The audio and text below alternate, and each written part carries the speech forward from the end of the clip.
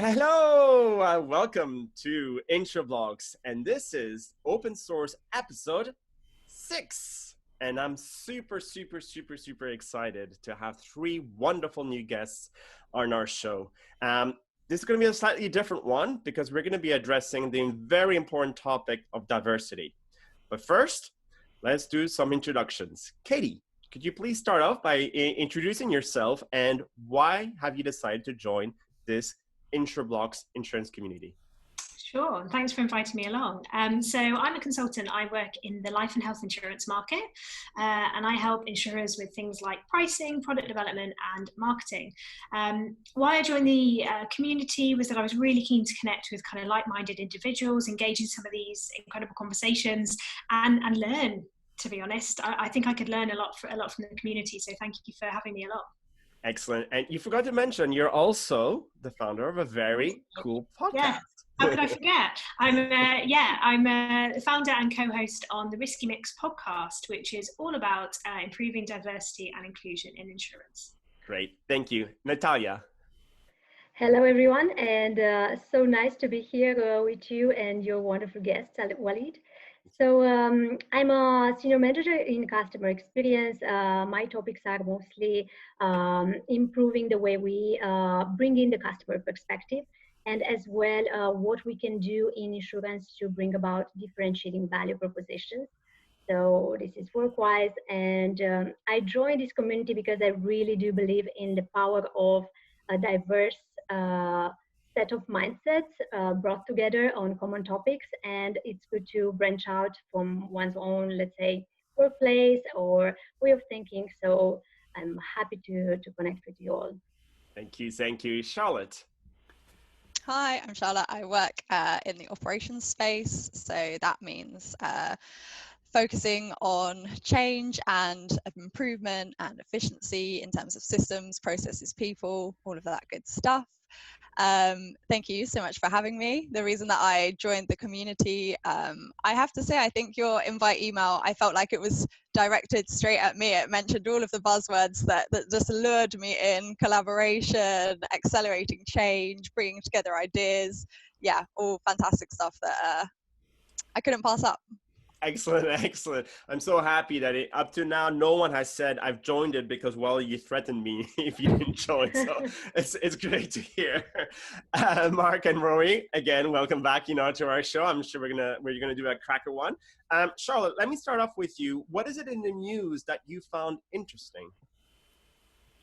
So I came across an article about the Beazley virtual care product that they offer. It's not new, but it was launched in Spain this week. And I was really intrigued by it. Obviously, it's very appropriate during the pandemic. It's a product that is designed to address a broad range of risks in delivering medical advice virtually. And it covers all sorts of things from professional liability to cyber to business interruption. So previously where businesses would have had to have lots of different coverages, they've got it all in one place. And I thought that was just really fantastic and intuitive. Excellent. How about yourself, Katie? What is it in the news that you found interesting? So I think specifically in the life and health insurance space, we heard this week about a company called Nielsen Financial Services launching a new direct-to-consumer comparison service, particularly for life insurance products. So it's a bit like a money supermarket or Compare the Market, but particularly and specifically for life insurance. So they've kind of got a panel of 6 insurers, and they're offering that digital service, which I think is fantastic because they're providing insurance in a convenient way, but they're also backing that up with human advice as well alongside, which I think is pretty cool. I think the challenge as always with these kind of digital approaches to life insurance is kind of the balance between the underwriting journeys and the pricing, right? Because you could be online and answer 50 health questions, or would you ever answer 50 health questions is really the question. And would you buy it online? Would it be better to have that phone conversation? So I think it's going to be really interesting to see kind of how they progress, how their sales do, and really that split between the digital sale and the human interaction. Indeed. Very interesting. Natalia, what is it you found interesting in the news this week? So I would share something that is perhaps closer to my work heart. So I was recently reading a small study published by Accenture. Of course, there's so much, let's say, out there on how COVID and post-pandemic business environment would affect insurance business. So they were saying, okay, of course, it's going to be intensely digital and full of uncertainty. So of course, we are imagining that customers will likely buy or increase the use of digital technology. So that would require insurance to adjust their business model. So this is something that is true, is not new, but what I found interesting is going to reinvent the customer experience by simplifying the customer journey. So bringing in technology in the background, perhaps through more flexible operating and IT models, perhaps zero-based budgeting to spark areas of opportunities. But this is something that we also saw in the case of our companies. Simplifying the customer journey brings out a lot for the customer. So this is something that I think it's a point for reflection for insurers, not only to digitalize existing business models, but completely reinvent them. This is a point that I found interesting. Indeed, indeed. Rory, tell me, what is it you found interesting in the news this week?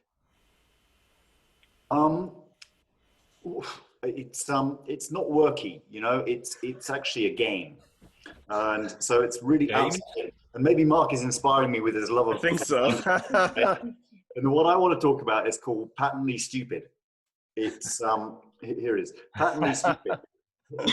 It's a mini game within a game called Jackbox, and apparently it's been going for more than 5 years. But of course, you know, it's only now that my kids tell me about this. So I found out about it this week and became a convert. You can play it on any kind of console or streaming service with as many players as you want. And it's masquerading as a game for children, but it's a brilliant warm-up exercise for a group of children who want to think together innovatively. So that's a big drum roll, but basically you play it in two rounds, and in each round you get a problem statement with a fill in the blank piece. So you fill in the blank, you say what this problem is, and then that problem is circulated to the other players, and one of them has to then draw the answer, draw what the invention is, give it a title and a tagline, and that's it. And then everyone pitches their inventions, and then there's a system for distributing money and funds, and anybody who gets above a certain amount of funding gets that money in their bank account, and the others sort of lose. And you also get money if you've invested your money in the winning invention. So really, it's a fantastic warm-up. It takes 4 or 5 minutes and gets you into an innovative state of mind to think about business cases in a very quick, dirty way. It's about $30, well worth a look at. I recommend it. Excellent, excellent. Thank you very much for that, Rory. Mark, are we sticking to the game business, or you have to tell us a little bit about your background before you answer the question? I will mention the game link later on, but yeah, it's a little bit of a homage to Atari, but I'll mention that later. Rory, I'm definitely intrigued in that. Maybe we could use that for diversity in the insurance industry. We might put that as the problem statement, but we'll save that for another part of the show or another time. Nice. So I guess my light this week is around what I call batteries, blockchain, smart cities and sustainability, which is a bit of a combination of lots of things, but you know I love ands. So the Australian government backed a peer-to-peer solar trading, and it's really around how they can create what they call autonomized local power. So how groups can exchange power, and then they can sell the surpluses to other parts of the grid. And they've been running this experiment for a couple of years. So lots of people talk about, are there real use cases in insurance? Are they out there? This ran from December 18 to January this year. And there's some really great pieces about localized efficiency and autonomy over the power system, increased by 30%, but they think it can go up to 70%. So it's really interesting about the commercial implications of this, and also how it's triggering more people to take on board solar panels, because they also know that not only can they get the benefit, but they can sell the excess, and communities become more self-sufficient. And we've seen the real fragility in communities at the moment with COVID. So that's my like. Is that powered by a Power Ledger by any chance? It is Power Ledger. Well done. Okay. Spot on.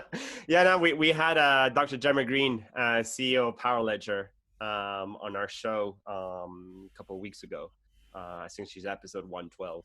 So really worth a listen. And again, within the diversity subject, she's a trailblazer and one of the leading women in the blockchain space. So definitely worth a listen. Now, I'd like to ask Natalia the second question, which is, what is it in the news that you found interesting? Sure. So something that I found interesting was the recent news about Eurostar, who was saying it will be rolling out a facial verification process for its passengers. So basically how it would work, they would be allowed to prove their identity by walking through this, let's call it camera-linked lined corridor. Instead of presenting any ID or passport, they would provide a picture before or something like that. And this system is to be funded by the Department of Transport and will be developed by a British technology company called iProof in partnership with Eurostar and a Canadian travel specialist called Rich Software. So they are mentioning it's supposed to be live in March 2021, I would say already. And the question here is, how could we interpret this biometric corridor? Because it can also be adjusted based on your identity or different segmentation. So this poses quite interesting questions on whether is it something that helps us a lot, or maybe we need to do some steps forward before we implement such a process. Yeah, there's definitely ethical questions regarding to profiling of certain groups more than others, and the implications really regarding to that. Katie, what's your moment in the news you found that made you wonder? Yeah, so it's, I suppose it's not really a piece of news, but I joined an interesting webinar yesterday that was all about the gender pay gap. So it was through the ISC group, but it was findings from the Insuring Women's Futures group. And they basically presented all of their data over the last 3 years, showing the gender pay gap in insurance. And so the gap in 2019 was 28%, but kind of more disappointingly was that the gap hasn't reduced over the last 3 years. It's remained pretty much flat. And even more shockingly, the bonus pay gap, so any pay that's related to performance and is discretionary, was something like 55%, which is crazy. And what I found quite interesting was that they touched on the investment management space, which is another male-dominated industry, obviously, and they have had quite a big improvement over the last 3 years. So it made me wonder why have we not? What aren't we doing? It was a bit of a disappointing webinar, to be honest. But it's good. It's good to bring these things up and create awareness around them. Yeah, I completely agree. And it'll be very interesting to find out why it worked within this other section of the financial industry and why it's not going in the insurance. Because, yeah, both are male dominated, but obviously one has made some traction. Charlotte, tell me about what is it in the news that made you wonder? So I think what's made me wonder this week has me thinking about insurance and its role in society. Because I think it's inextricably linked, and I think even though we have generally a very poor perception from the public of what we do, we like to think that we contribute positively by transferring risk and helping people out on that front. And I saw Lloyd's apology for their involvement in enabling and essentially perpetuating the slave trade, and it made me wonder what we can learn from that behavior and how we can use that to improve our response and our way of fighting racism within the industry. Because obviously a lot of focus at the moment is on internally in how we can hire and nurture and promote diverse talent into our organizations. And I wonder whether we're missing a trick in also trying to address what our businesses do in society more widely and not just internally.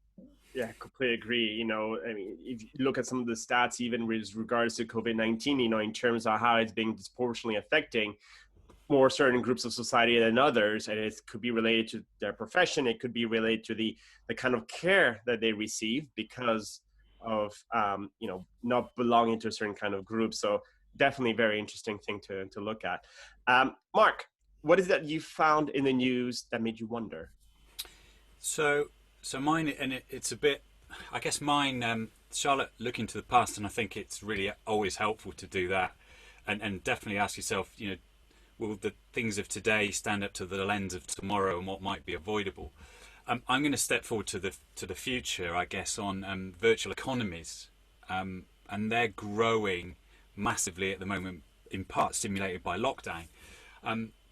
First of all, I was blown away by the size of the online gaming market. So this year, the estimated value is $149 billion, right? And it's been growing at an average of 11% a year. Wow. And the stat that really got me, total players are estimated at 2.7 billion people. So I roughly worked that out as around 36% of the planet's population. And then you're starting to think about that as an addressable market. And if I compare it to the global art market, which is worth about 64 billion, you know, it's already way ahead. And why the art? Well, what we've started to see is the tokenization of everything. And this last week we saw Atari launching a token that you can spend on gaming, on betting and shopping within their world. And we're seeing lots of money start to back this from different capital firms like Almez. And they're placing the bets on these virtual economies rising because you can tokenize everything and you can start to share it. And what we're seeing is the desire for participants in that to trade across different gaming ecosystems. And we talk a lot about ecosystems of ecosystems and how we can start to move across that. So I think there's going to be really interesting learning in that. And then we start to learn about the rise of non-fungible tokens. And the best way I think of those is they're unique, they've got unique properties. So start to think about them as art, as a simple comparison. But we've seen lots of them start to emerge. I mean, a few years ago we had CryptoKitties, the cat breeding game, that people might think is trivial, but the largest asset in that traded for $172,000. And we started to see crypto assets being traded. Now, for insurance, that's again an asset that we can protect. So I think insurance can learn, a bit like Charlotte's point about what can we learn from other industries, and from Katie's point as well, what can we learn on gender pay gap in other industries. What are we going to learn from these virtual economies, not only in terms of the way they behave, but what there is potential for the insurance industry. So I think it's huge. Great. No, thank you. And I completely agree with that point. Rory, what made you wonder? Coming back, not to beat the same drum, but coming back to Charlotte's point, I agree also with Mark that it's a very broad point, isn't it, around not just addressing the topic of racism necessarily in relating to the slave trade, but how insurance can back up the ethics of the time or can steer other directions. I remember that my former employer, Swiss Re, took a highly principled stand about 3 years ago, saying it's not insuring coal anymore. Yeah.